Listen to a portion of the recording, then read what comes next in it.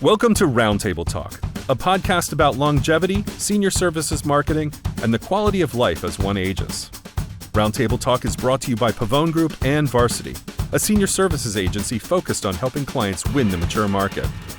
If you like the fresh perspectives we deliver in each episode, please give Roundtable Talk a 5-star review on the podcast service of your choice.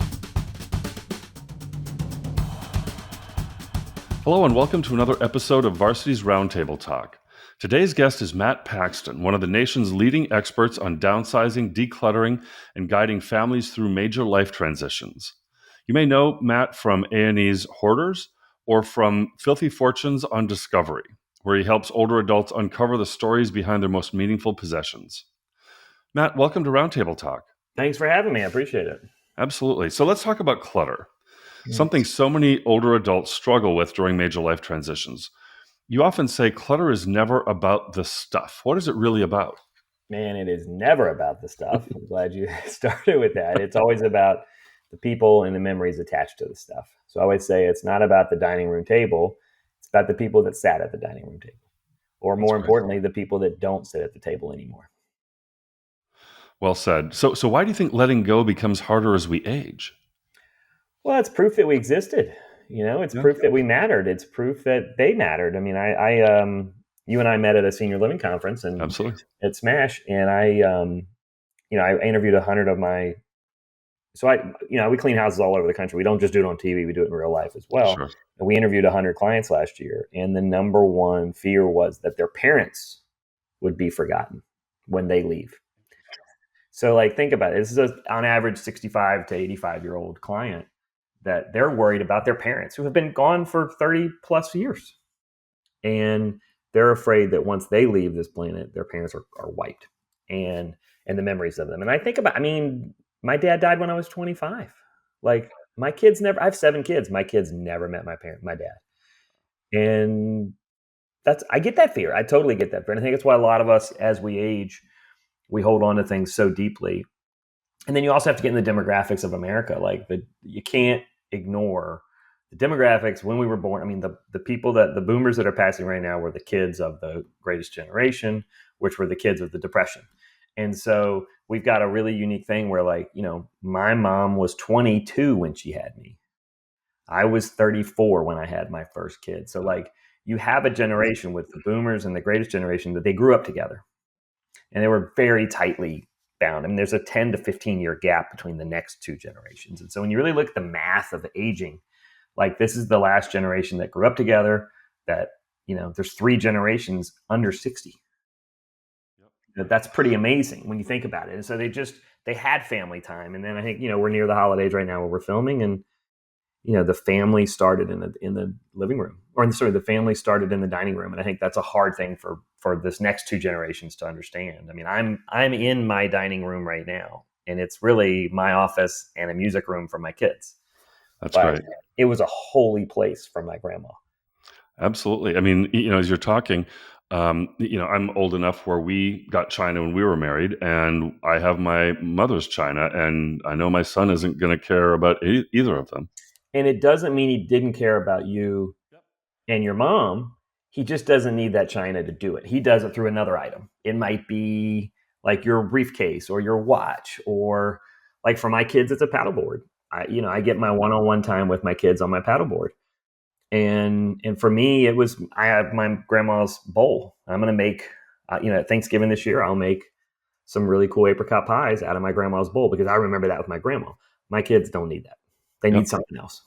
That's well said. So it's not easy for families to start the process or approach the topic. Mm-hmm. Is there a healthy way for families to start these conversations before a crisis forces them? And as you say, we're coming into a holiday season, and there'll be lots of people gathering, lots of conversations. Hopefully it stays off politics. And, this might be a good topic. This is the first year where talking about the clutter is better than talking about politics.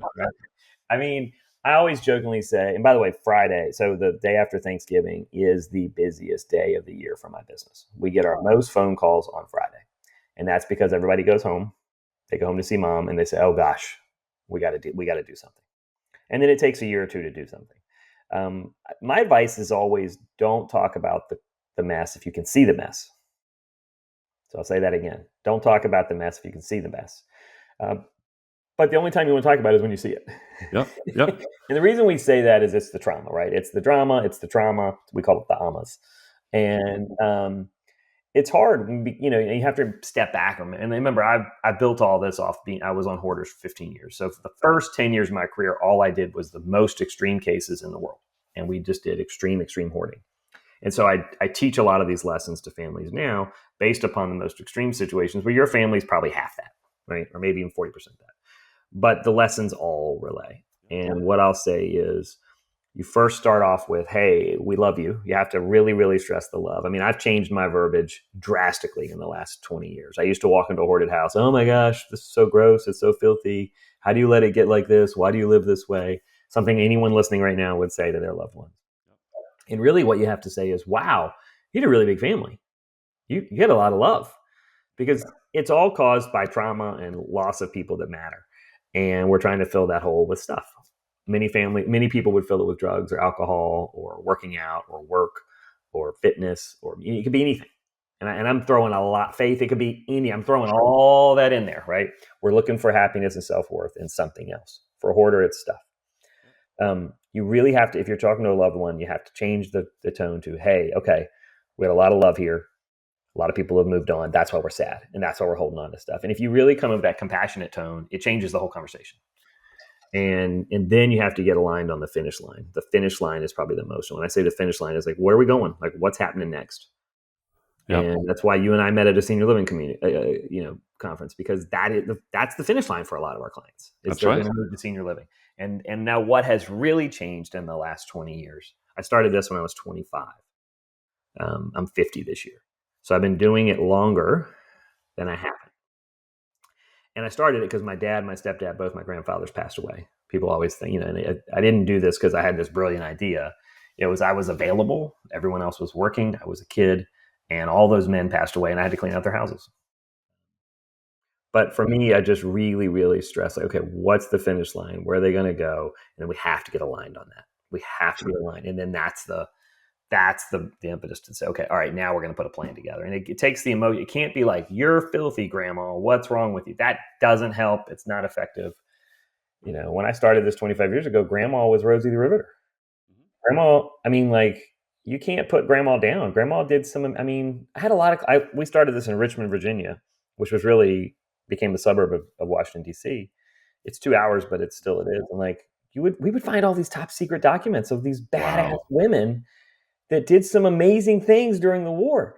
And you're like, this is not a fragile little lady. Like, she did amazing things. And their family's talking to her like she's just this little old lady that can't do anything. That's interesting, the way you talk about that it's, certainly decluttering, but it's also almost, dude, it's an archaeological dig. It is that's why I love my job every day. It is an archaeological dig. I get to find out when grandma was the coolest person in the world. And grandma's still cool. It's just grandkids don't know it. But it's dimensionalized now. Yeah. Oh, I think I told this story all the time on stage. I don't know if you heard it or not, but we found we have a thing called Hot Grandma that we use because you always find a picture of this little lady that you're helping. You find a picture when she's 16 or 18 and she's like knockout gorgeous. It never fails. And so we always hold that picture for when grandma's having a rough time in the cleanup. It's totally manipulative. It's very strategic, but you bring it out and you say, oh, who's this? And she goes, oh, that's me. And you go, oh, you don't say. And you're like, wow. And she's like smoking a cigarette. She's wearing a skirt that's too short, and you just can't believe it. And, in this one time we had this lady in this Lennis, she's having a rough go. And it was her adult daughter and her adult granddaughter in the room. They were just struggling because they'd been in the house 70 some years. It was her mom's house. And so she was grieving all these people. So I looked at my coworker. I said, it's Hot Grandma. Come on, Hot Grandma. Bring me the picture. So he brings out Hot Grandma and we show the picture. We do the dance. Who's this? Oh, that's me. You don't say. And then the granddaughter goes, who's that? That's not Grandpa. And it was some dude in a World War II outfit. And we quickly find out. And she's like, oh, that's Armando. And she says it very extract. She's, that's Armando. And we're like, she goes, he was my lover. And we're like, what? She goes, I was an adjunct professor at MIT. She goes, they let women teach that year. And she goes, I was an adjunct art history professor. And he was a Spanish professor. And she goes, Spanish history. And she goes, and we had a torrid love affair. And she keeps saying how much sex they had, right? And like the room is just like, we can't believe it, right? And she's proudly like proclaiming how much sex she had with Armando. And she goes, and then she goes, he moved back to Spain. She goes, I met your father the next summer when he came back from the war. And they were married 50 some years, right? And we're all just like, mouths on the floor. And the granddaughter goes, you taught at MIT? And she goes, yeah, I was the first female adjunct professor. Right? Amazing how these stories can come out with that never would have. Never would have come out, man. That granddaughter never knew her grandma was this in total badass for a lot of different reasons, right? We found out too many reasons in that story. But like it was incredible. It sets the tone, right? So like now you're like, okay, well, the National Geographics don't mean anything. Right. Like grandpa's old stacks of underwear that we're saving because they're good rags. Like that doesn't matter, And I'm saying this very deliberately because it's fascinating when you hear these stories. And this is what I get to do every single day. I mean, every day this is our job. And it's when I say archaeological dig, I mean, it is socially, it is economically, it is emotionally, it is everything. I mean, it is incredible. And the reason I'm digging into this is when you're cleaning out your grandma's house, for us younger generations, we're just trying to bang out this in 3 days to get it done so we can get back to our life. And what I want to argue is actually, this is where you need to spend your time. This is the most fascinating week of your life. It could be the most interesting week and the most productive and, generationally changing week of your life if you really sit down and look at it as an archaeological dig as opposed to an inconvenient couple days. Sure. And I'm sure for you, it's fascinating, but for the families you support, it can be life-changing in some ways. Life-changing, man. The little lesser value of that, but like the dress that lady was wearing in the picture, of course we found it in the attic. Of course we did, 70 years later or 65 years later. And the granddaughter ended up having it cut up and made into handkerchiefs for her wedding, all her wedding party. Right? That's and cool. She told everybody that story. It sounds a little silly, but like that lady ended up, looking at other colleges because she found out her mom. I mean, you talk about generational change. That granddaughter literally was like, well, if my grandma can teach at MIT, I can apply somewhere else. And that's the kind of stuff that I think we don't realize, And then sometimes we just find money that people have no clue, right? That generationally change. I mean, like just the other day, we found a stock certificate in a house. Just one stock certificate, but it's worth about $400,000. Wow. And it had not been converted. And family didn't know what it was. They'd never seen a digital stock certificate before, or a non-digital stock certificate. It was just an old, beautiful piece of paper. They thought it was art. I was like, no, this is live money. And then it was like, it's like 400, like 440. And they were like, they didn't even know how they were going to pay us. Like they were that broke. Mm-hmm. And we found over $1 million in that house between cash and stocks and jewelry and gold. And it was like, man, and I don't mean to say that money always changes families, but for that family, they needed that. And it changed them. And sometimes it's just something, emotional. And like you say, completely found. Oh yeah. I mean, I think there's 20 grand in every house. I really do, of like unfound stuff, even when you think there's nothing. But that emotional stuff, the time, I mean, I cannot stress, there's pretty much, almost every house we can do in a week. It just depends on the size of the team. More than 5 days is too much emotional for anybody. And so we really try to cap it at 5 days. And there's kind of a dance to it. There's a bell curve, right, of a 5 day. First day is hard. Second day is harder. Wednesday, they make the turn. Wednesday, Thursday, they have these emotional just turnarounds and finds. And then you really celebrate Friday and the house is totally empty. And they get their life back. And it's really fascinating to see. But yeah, it's just every emotional journey you can imagine we see. That's great that you're able to kind of guide them on that journey. I know when my father passed about a decade ago at 93, and he, I helped him 20 some odd years ago downsize his house, the house I grew up in, and then downsize from the 1-bedroom assisted living apartment into a skilled nursing. And then, when he passed at the skilled nursing, there were like 4 boxes left. It was just interesting to kind of think about how it whittles down. Now, granted, I'd already taken a lot of the stuff back, but there's a whole lot. I mean, you're hitting the life cycle. It goes from a 50 you burn a house 50 years that you grew up in, and you could spend 2 days in the attic, or the basement, and then it gets down to okay, now it's just like it's a 1-bedroom, so it's a It's 20 boxes. And then, I mean, it's really amazing when you get down to it. It's 3 or 4 boxes. I mean, we had one house like that in LA, and it was the guy had the daughter never knew what the dad did. He would always jokingly say it was top secret. And we got into the garage and we got into that one of those. It was that second. She'd already done one downsize. We get into the next downsize. And she's, oh, that's his box from work. He never let us go through it. And we get into it, and it's pens and scissors and, notepads and business cards. And then we found like an old Ziploc bag, and it didn't have a zipper. It was the sandwich bag you would flip over. And if you're listening, you have to be old enough. You have 50 to understand it was a Ziploc bag that didn't have a zipper on it, right? It would just fold over. But if you're over 50, you know exactly what I'm talking about. The old baggie, I think we would call it. Yeah, the baggie. And it had Scotch tape on it. It said "To the Moon and Back," and it looked like this piece of honeycomb. And so we started doing some research. We started finding out this guy did indeed work at Lockheed Martin, and then we found out within the end of the day, this was a piece of Apollo 11. He was the chief engineer, and we later found out he was not only chief engineer, he was one of the first Korean-born engineers at NASA. And Lockheed Martin reached out to us. So this was on a TV show. We were lucky to have all this information. Lockheed Martin reached out, and they're like, "Here's all the recruiting videos your dad did for NASA, going after Asian-born engineers." And the family had no idea. No clue, dude. Not 1 ounce of no, because he didn't win. But he also just felt like you went to work. That was work. It was separate. It didn't matter for family, and I kind of respect that, honestly. But here I am holding a piece of something that went to the moon, right? That's and amazing. This guy's just like, it's private. Don't need to bother my kids with it, Yep. And it was a piece of the honeycomb. And as soon as we were able to identify it, everyone at NASA and at Lockheed Martin knew exactly what it was. And they were like, yeah, he was one of the engineers. And so when the astronauts got back, they shaved it off and they gave it a little piece to everybody.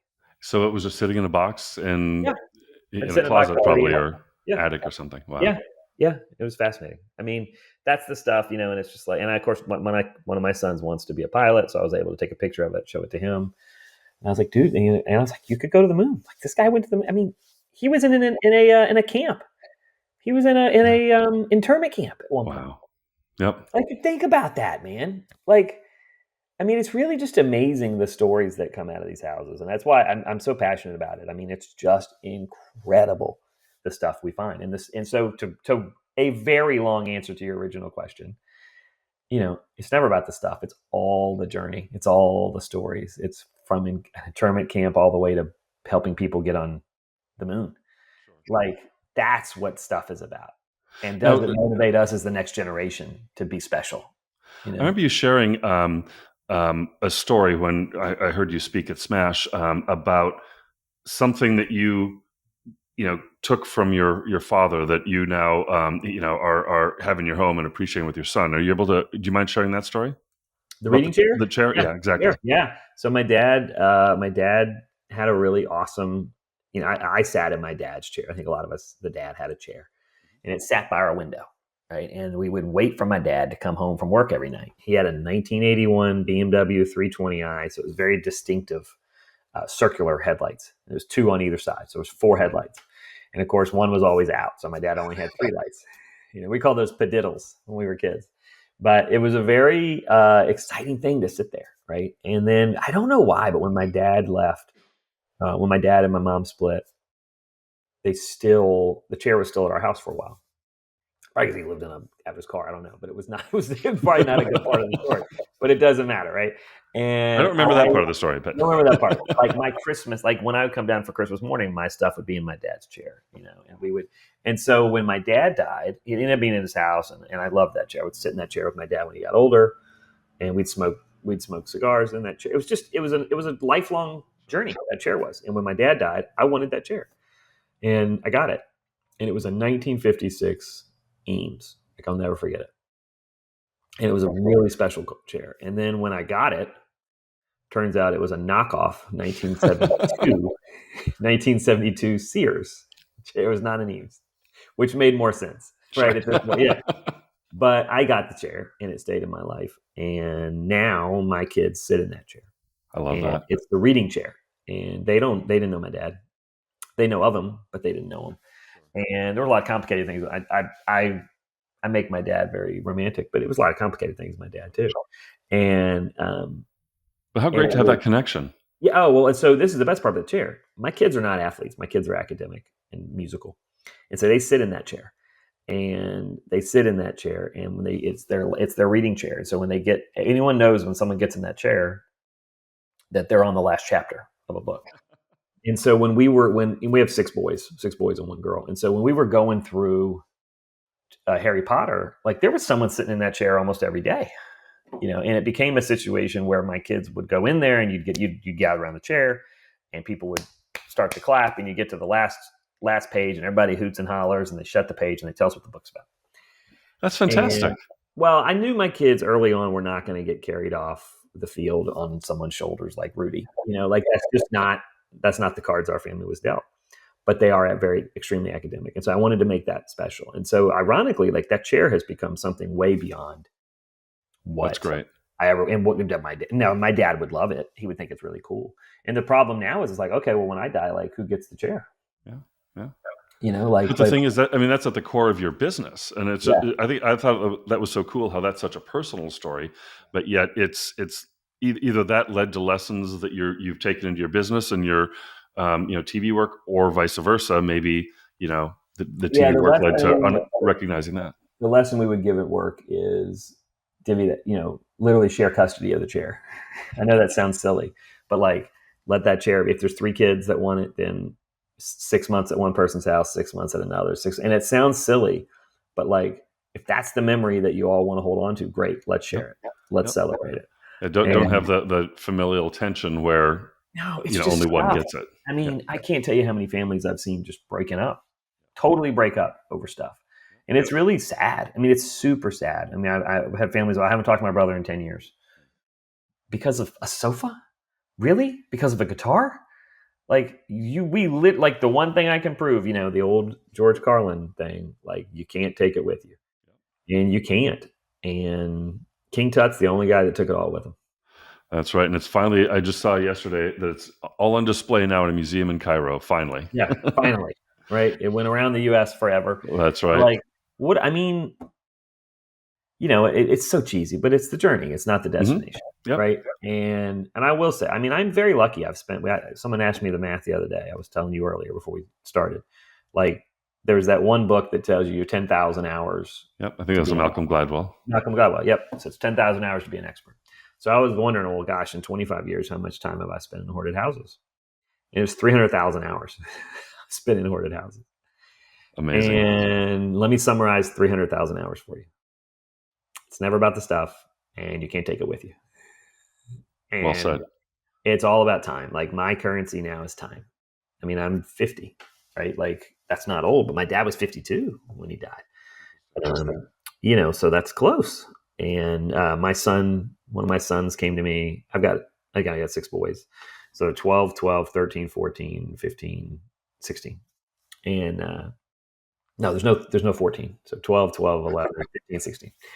But the 15-year-old's kind of an asshole. And because he's 15, and he's like, Dad, I read that the average age of a man is 74. And he goes, how does it make you feel that you're in the last third of your life? I'm like, oh God, I felt great until you said it like that. Like, I mean, honestly, I think I'm 50 this year. I feel like I'm just starting to get it. Like I'm just getting in a groove. I can pay all my bills finally, like in the same month, and I can go to dinner with my family and relax and enjoy. And I'm happy. But he's not wrong, right? Like that is interesting from a 15-year-old. It's kind of prescient to even think that way. It's just a mathematical equation for him. Right. He's just like, well, all right, you're in the last third. Like it's not emotional to him. Right. To me, it was heavily emotional, right?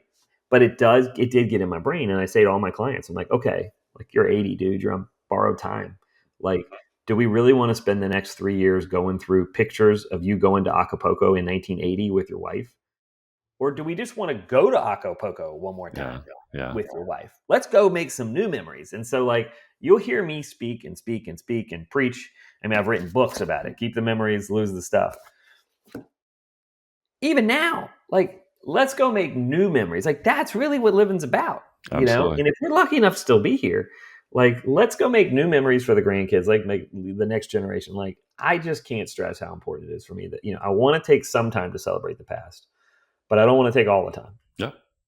I Good want to point. make sure we're still living. And I can't tell you how many people in our world do that. In our senior living world, they focus so much on the past. And again, well, we've already explored why we focus so much on the past, because we love the people that were there. We love them. Yeah. And that's great. And let's celebrate them. But there's a lot of people that love us right now. Let's go hang out with them. And I think this is, probably somewhere in there will be the answer to this question. But we ask every roundtable guest, what are you looking forward to as you age? And let me ask you that, Matt. What do you look forward to as you age? Oh my gosh. I'm doing it right now, man. I went away with my wife this weekend, just the two of us. And man, we just had a blast, dude.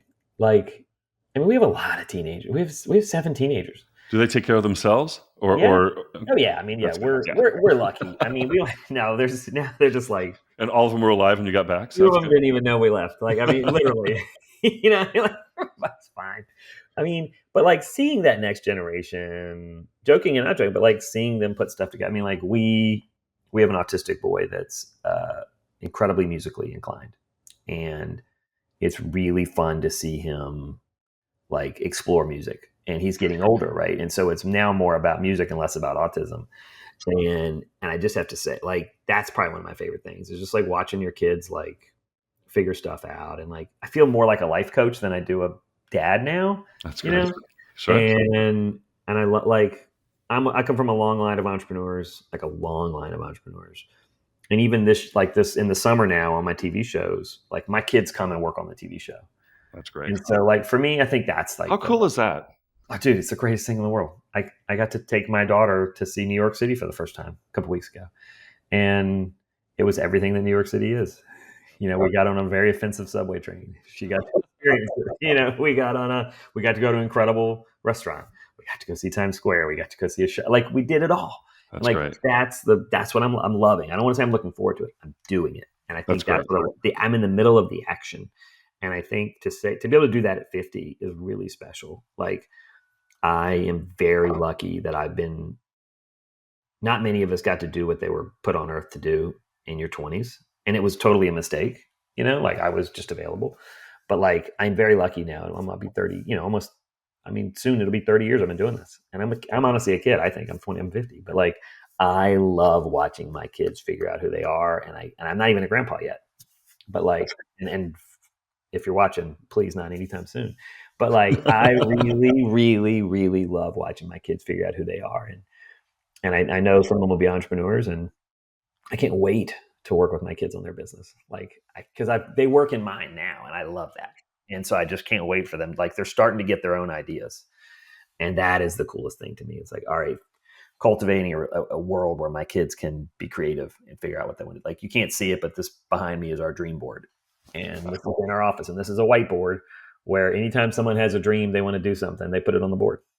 Because when I saw that, I didn't look closely, but I was wondering if that was you plotting out, ideas for your show or books or business. It used to be my dream board, and now it's the family dream board. And That's so great. There's zip codes, there's locations, there's businesses. One of them just says, "Get my own apartment." That's my daughter's, right? She's ready to move out. But like, I think if you don't provide a place for people to dream, they don't dream as much anymore. Yeah. And that's a great point. It is first and center. It's one of the first things you see walking in the house is our dream board. And then people start, well, what's this? What's that? What's this? And then it gets a family involved, and you start dreaming. And then, of course, some things get checked off, some get wiped off, and some just get, one wanted to be a zookeeper. And that was on there for like 5 years. And now everyone's like, nah, past that. Want to be a musician. But it's like, cool, whatever. Like, it's all stepping stones too, Yep. And that's what's, I think, for me, I've really, for a guy that didn't have kids till late in life, like, I freaking love it. That's great. So I'm curious. So you started, I don't know if you started there, but at least in the TV world, you were on Hoarders for 15 years. Then you went to the Emmy-nominated Legacy list, and then now Filthy Fortunes. Talk a little about your journey through those three, to your current TV show. So I had been helping families for 5 years, just doing hoarding work on this, just basically like a side hustle, honestly. Like I was just helping families clean, and I knew it was special because I would get a hug and I would get a check. And let me say that twice. Like I would do all this work with people, they give me a huge hug, and then they would hand me a check. And they always wanted to tip me. And I just thought that was really awkward and weird. But they were like, you changed my life. And I'm like, all right, whatever. Like I was just trying to make rent, and I love doing it. And I was just like, all right, this is special. If they hug me and there's tears and then there's money. And so I made the decision. I was just like, I'm going to try to get on TV. And I was dumb and naive enough. Good for you. Yeah, that's not easy. Right. But I didn't get it. And I think I was just too dumb to really, my dad taught me and my grandparents taught me to like go for whatever, anything and everything all the time. Why not? Like, why not you? And that's something I tell my kids, all the kids, like, why not you? Like someone's going to do it. Why not you? Now, how hard are you willing to work for it? How hard are you willing to sacrifice for it? That's the question.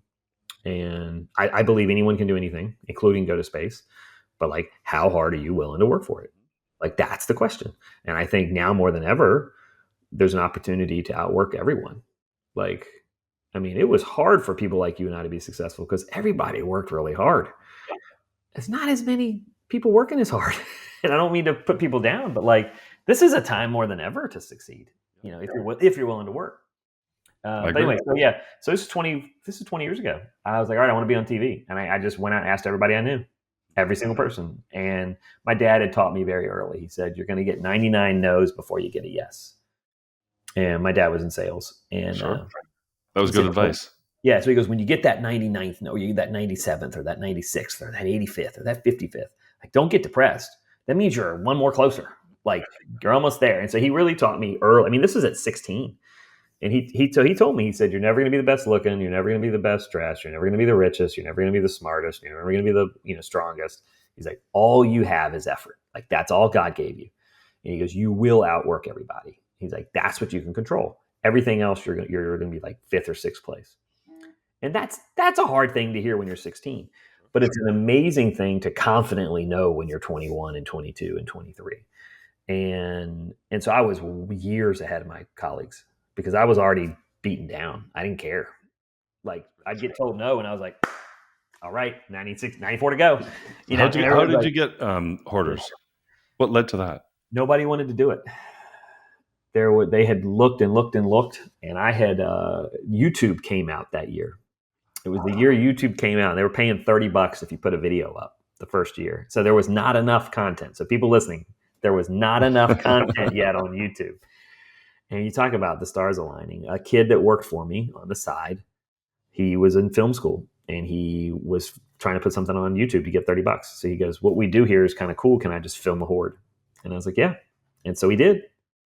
And I mean, we were kids and we put it on YouTube. And within 2 days, I got a call from a production company in Seattle. They're like, we're making a TV show called Hoarders.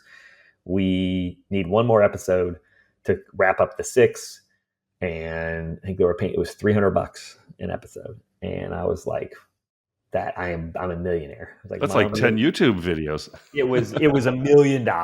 Right. And I remember I went and I didn't have enough money to get home and I didn't know that they were going to get reimbursed. I thought they would just pay my way. And so I didn't have enough money to eat dinner on the first episode of Hoarders because you were getting reimbursed. I was broke, man. But it was amazing. And within, 8 weeks later, I'm on the Tonight Show with Leno. I mean, it was crazy. And no one knew the show would take off.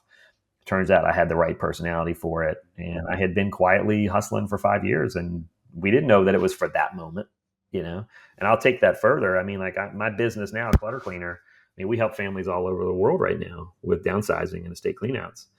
And it's all the things that I learned that first 10 years, right? And I had no kids, no family, no money. I was sleeping in hoarded houses. I was doing anything I could to get by. But like, it sounds very romantic, but like in a movie way, but like it was for now. It wasn't for back then. It was just that hustle that was just part of the journey. And so like, I love that, like how hard it was. It was harder back then, but like I tell for the young kids, I'm like, dude, you got, it's a 10-year grind before like you even see any ounce. But like for me, it was just thousands and thousands of families to help them. And I announced at Smash, actually, I am going to retire. I just have to help 1 million families first. That's great. and that's it. Just $1 million. And You're well on your way. We're under 1,000 still. We're like 800 something. But it'll take me 10 years, and I'm okay with that. But if I truly help 1 million families, I think it's time to retire. It's okay. Like I think you've achieved something. So but think of how many families are going to have to be involved in that for us to do that, right? Like I'll have to have 100. Clutter Cleaner is a franchise organization. We'll have to have 150 franchises to do that. But is it possible? Sure, anything's possible if you actually how hard are you willing to work for it? And I'm seasoned for that. I'm ready. We took 300. People are saying, "What's the worst thing you ever found?" We took 300 cats out of a lady's house one time, live. I was just going to ask that, but yeah. Oh yeah, it'd be easy if they weren't. The first 50, they're just fat and hungry, and they'll walk up to you. But those last 5, they're wild animals, dude. Yeah. They're hunting you. Those last 5 were impossible to get, and that was a hard house. Yeah. Right. So if I can do that, the last cat. I remember the lady. She was like, "I've named them all," and I was like, "Great, give me the names." And she starts rattling off names, and by the time she got to 30 names, she's kind of like, "Fang 2, Jimmy 3." It was so funny. She's like, "All right, I didn't name them all. Fine, you win." And it was we broke, right? And we all burst out laughing. And then there was no longer this ridiculous, I'm in charge. And then we were finally just all laughing. And then it became an easy job. And I will say, to this day, there's no Fang. Fang was the last cat that I wanted. And she did name it. It was just one. We couldn't get him. The cat was hiding in drywall. We had to take the drywall down to get him. Wow. And his name was Fang, and he was aptly named. And Fang went through. I had 2 pair of welding gloves on, and Fang could bite through 2 pair of welding gloves. Wow! And this was a Sunday afternoon, dude. I think I was doing this for $15 an hour. Yeah. But that's what you got to go through to And now here we are. Now I get to travel the world with my kids and my best friends, and we help families all over the world. What an amazing! I love that. That's great. Right? What an amazing! Got to speak on stages and meet guys. I really do have an amazing job, but it's because we're helping people. It's not because that's it. The pureness of it is, if we weren't helping people, this wouldn't be special. I'm not cool. What I'm doing is cool. Yeah. Well said. Well said. You have to always remember that in business. Now, one thing I'm curious about, we talk about the different generations. There was the silent generation, the greatest generation. Right now, the boomers are, the ones that are really accessing senior living. Gen X, millennials, Gen Z are coming behind. How do they differ in their relationship with stuff? We see it all the time. Parents want to pass things down, as we talked about earlier in the conversation, and kids don't want it. And that's become a meme now in a lot of cases. I will not have a job in 30 years, to answer your question. My career, the industry that I've created will disappear in 30 to 40 years. This is going to blow your mind. And by the way, I was an economist before I did this. I was an economist for the Federal Reserve. So I love data. Data to me is the most important thing in the world. I don't need to make decisions. I don't think you should make difficult decisions. I think the math should make the decisions for you. So my grandparents, the greatest generation, millennials right now behave a lot like the greatest generation. They're looking at experiences. They're looking at reused goods. They are not looking at mass stuff. I'm Gen X. We're the IKEA generation. Goodwill won't even take IKEA stuff. Let me say that again. Goodwill will not take IKEA stuff. If that doesn't answer your question. Completely disposable. So we've hit that, and now we're coming back. All right. So that bell curve is changing. You are seeing, you've never seen a bigger demand for used goods. I've talked to Walmart about reselling used goods. I've talked to Amazon about selling used goods. I do believe the way the economy, and I'm not trying to get political, but it's a tough town. It's a tough place right now politically. It doesn't matter which side you're on. It's split, and it's tough, and it's expensive, and we're all about to be broke. And so I think you're going to see a mass switch to used goods, quality goods, reusing them, fixing them. I used to I'd find a pair of boots, and I would find 4 or 5 pair of resold shoes. We're going to see that again. Yep. Great point. And I think it's not a bad thing for our country. It's not a bad thing for people to learn how to redo things. You're seeing people do gardens again. You're seeing people grow their own food, because it's just become economically not feasible. And guess who experienced that too?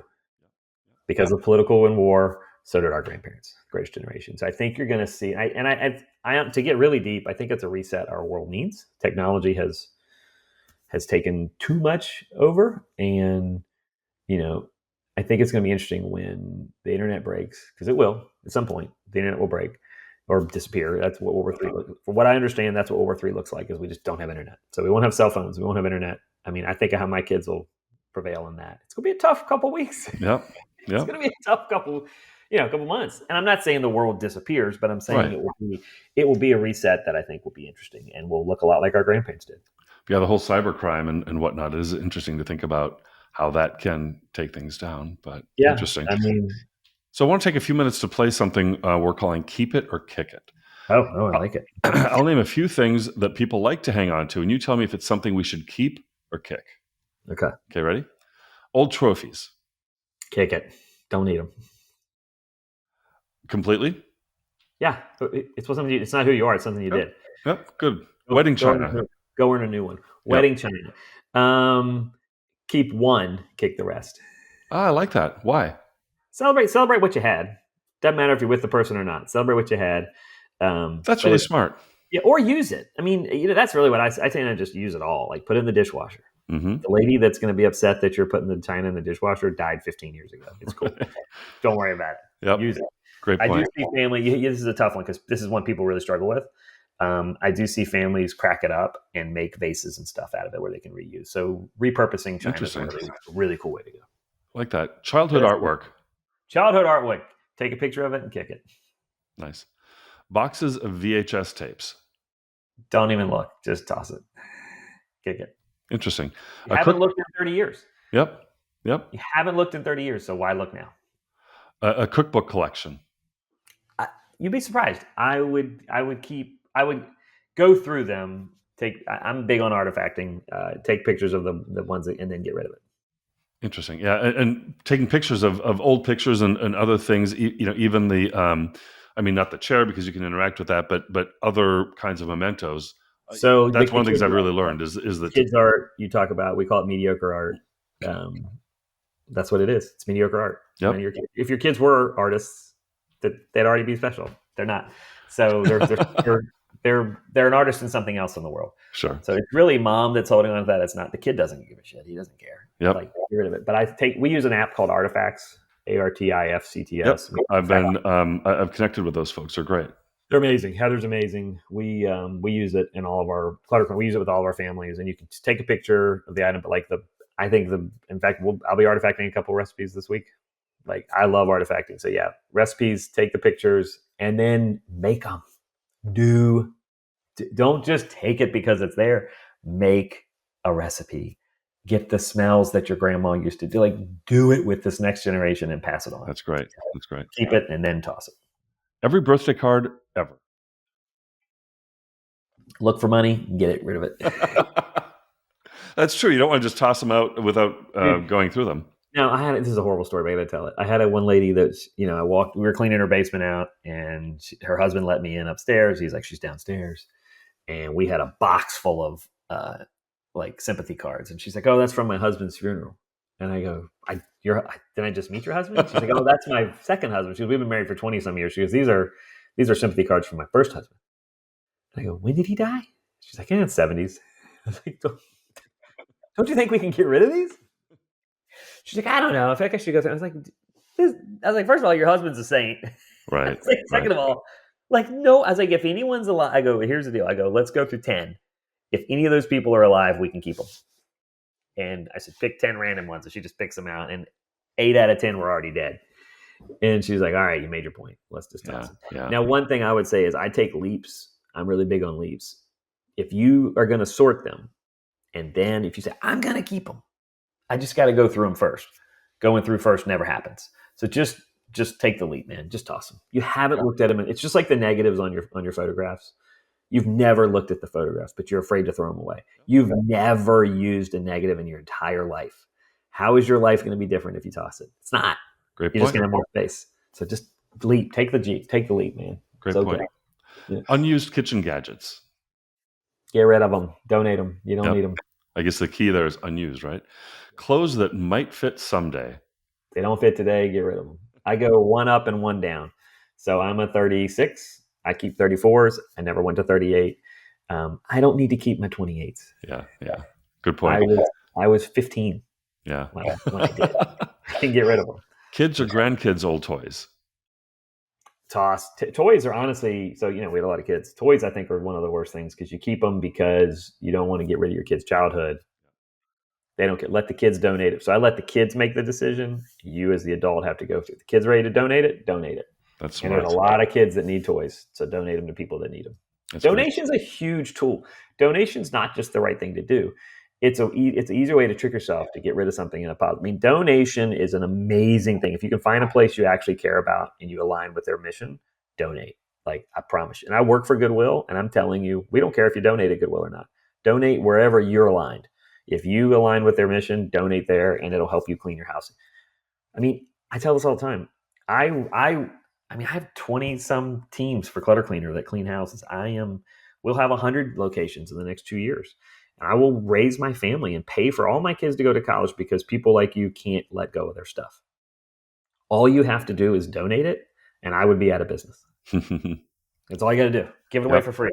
And you get your life back, you get your house back, and I'd be okay with it. It'd be fine.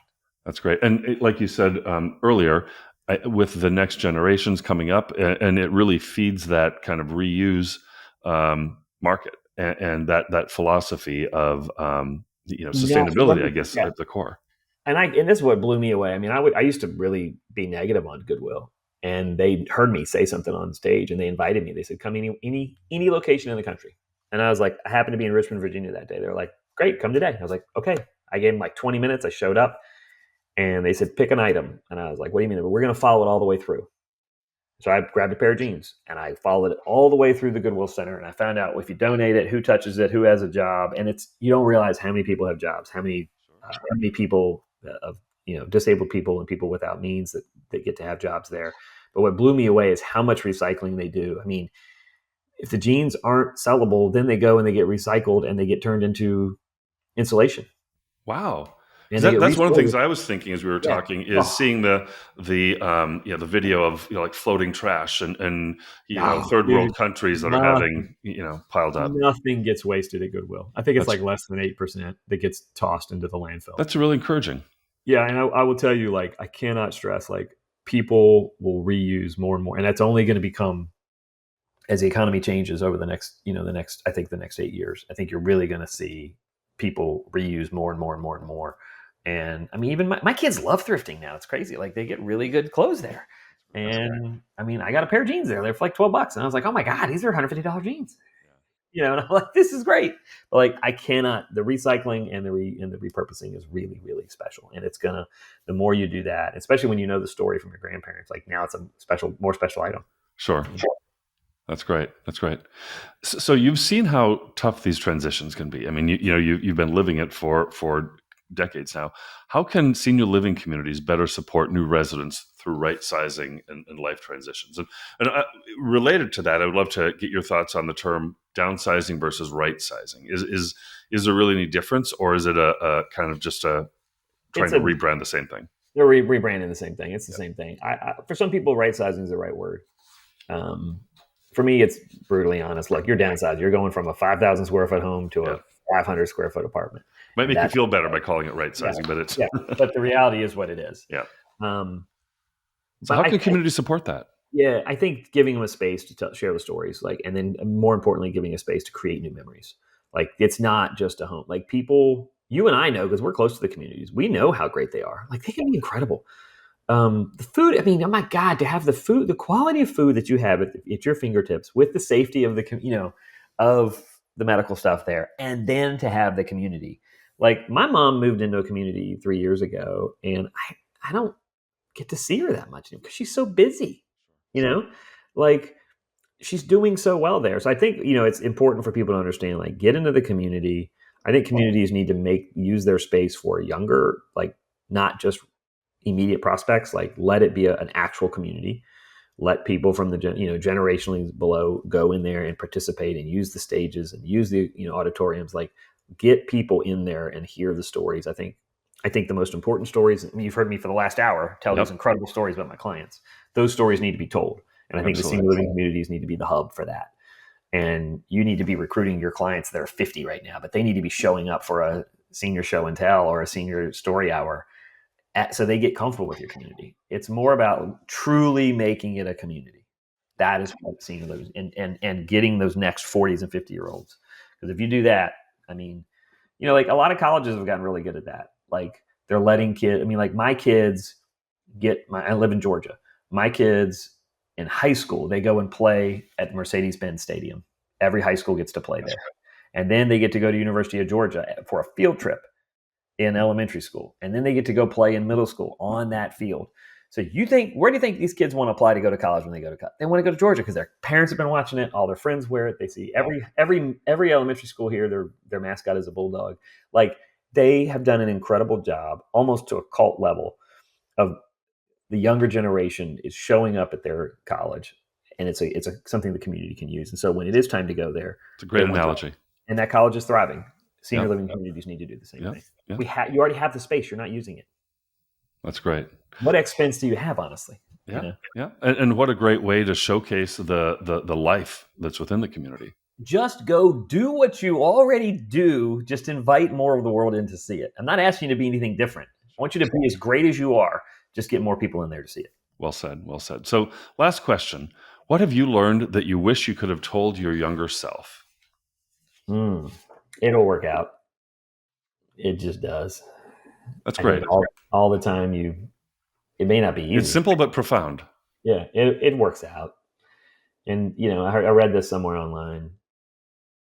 Everything you worry about never happens. That's great.